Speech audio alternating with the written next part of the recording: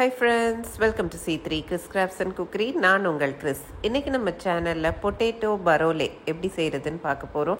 வாங்க friends, first தேவையான பொருட்கள் என்னெல்லாம்னு பார்த்துடலாம். உருளைக்கிழங்கு, மஞ்சத்தூள், உப்பு, கடலை மாவு, கார்ன்ஃப்ளவர், அரிசி மாவு, தனியாத்தூள், மிளகாத்தூள், சீரகத்தூள், இஞ்சி, பச்சை மிளகாய், பூண்டு. உருளைக்கிழங்கை நல்லா கழுவி 2 விசில் விட்டு வேக வச்சு எடுக்க போகிறோம். உப்பு போட்டு கரெக்டாக 10 நிமிஷம் 2 விசில் விட்டு எடுத்துக்கோங்க. ரொம்ப வெந்துடக்கூடாது.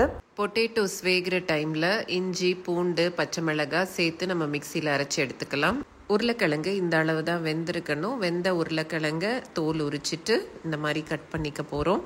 சைஸ் ரொம்ப குட்டியாக கட் பண்ணிடக்கூடாது. எடுத்து நம்ம சாப்பிட்ற மாதிரி இருக்கணும். பைட் சைஸில் இருக்கணும்.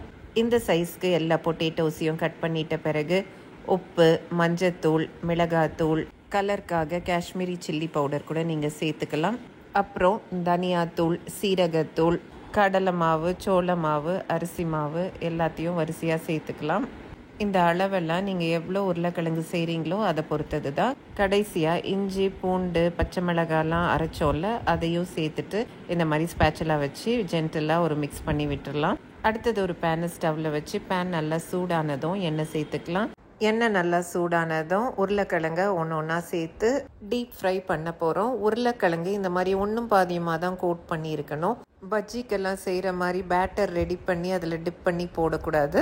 நம்ம போட்ட மசாலாலாம் உருளைக்கிழங்குல இருக்க தண்ணியிலேயே ஒட்டிக்கும். அப்படி கோட் ஆகலைன்னு ஃபீல் பண்ணிங்கன்னா 1 டேபிள் ஸ்பூன் எண்ணெய் சேர்த்து நல்லா மிக்ஸ் பண்ணி விட்டுருங்க.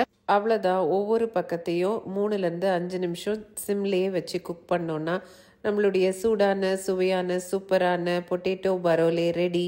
இதை மின்ட் சட்னி வச்சு சூப்பரான ஈவினிங் ஸ்நாக்காக சாப்பிடலாம். ஓகே ஃப்ரெண்ட்ஸ், உங்களுக்கு இந்த வீடியோ பிடிச்சிருந்துச்சுன்னா இந்த வீடியோக்கு ஒரு லைக் கொடுத்துருங்க. இது போன்ற நிறைய வீடியோஸ் பார்க்க நம்ம சேனலுக்கு சப்ஸ்கிரைப் பண்ணிக்கோங்க. தேங்க்ஸ் ஃபார் வாட்சிங்.